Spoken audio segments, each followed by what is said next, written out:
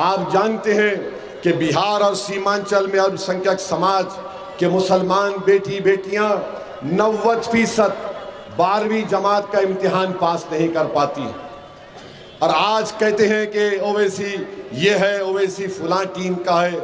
अरे बताओ, जब तुम 90% मुस्लिम बच्चियों का 12th स्टैंडर्ड का 12वीं जमात मुकम्मल नहीं कर पाते, तो आपने तो सरकार बदलने के लिए वोट दिया।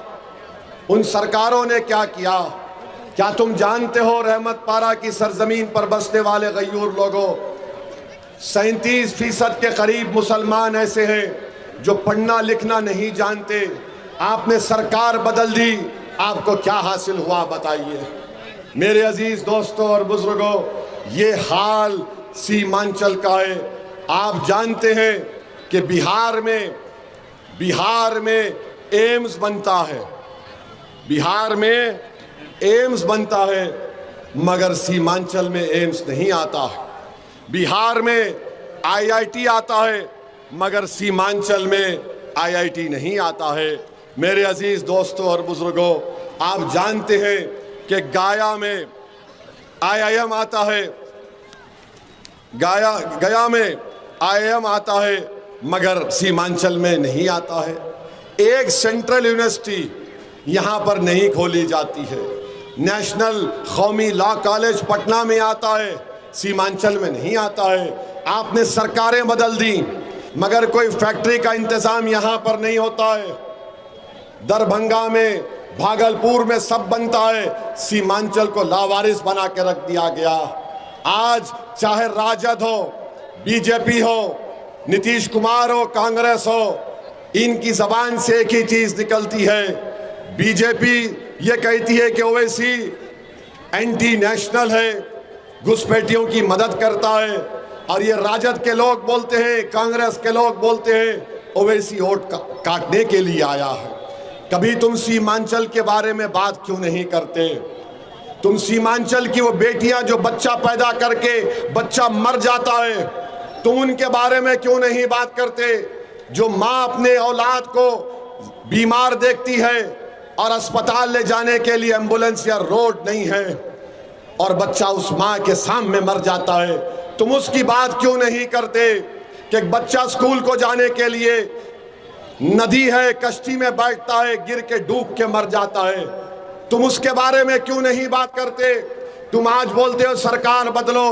अरे 16 साल का बच्चा कोचादामन को, किशनगंज को, बैसी को, अमूर को छोड़कर, ठाकुरगंज को छोड़कर, अररिया को छोड़कर पंजाब चला जाता है, दिल्ली चला जाता है, मुंबई चला जाता है, हैदराबाद चला जाता है, तमिलनाडु चला जाता है।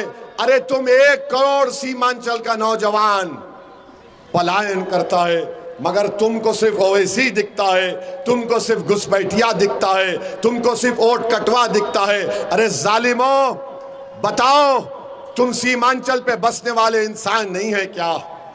तुमने इन इंसानों के लिए क्या किया? तुमने इनकी जिंदगियों को बर्बाद करके छोड़ दिया।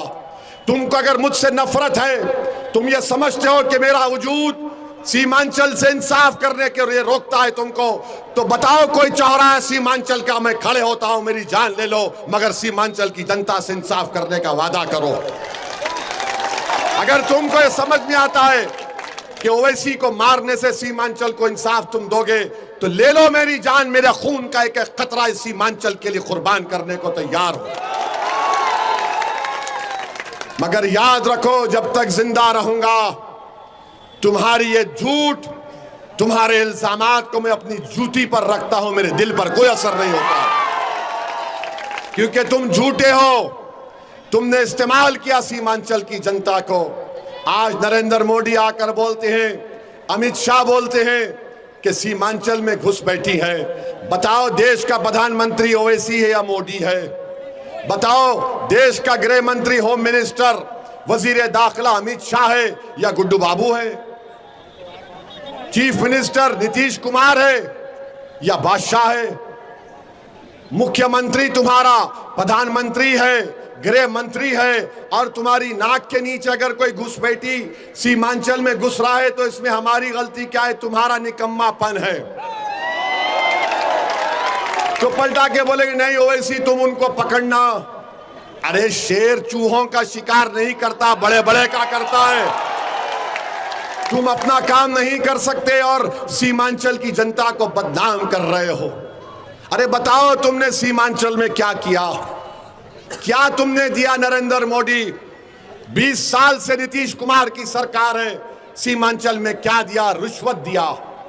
ब्लॉक के दफ्तर में चले जाओ, लोग परेशान हैं, पुल बनता है 2-2 मर्तबा गिर जाता है। मैं आपसे वादा कर रहा हूं कि सीमांचल में जो 90% बच्चे इंटर पास नहीं हुए हैं, इंशाअल्लाह ताला ओवैसी उनको इंटर पास कराने की कोशिश करेगा इंशाअल्लाह।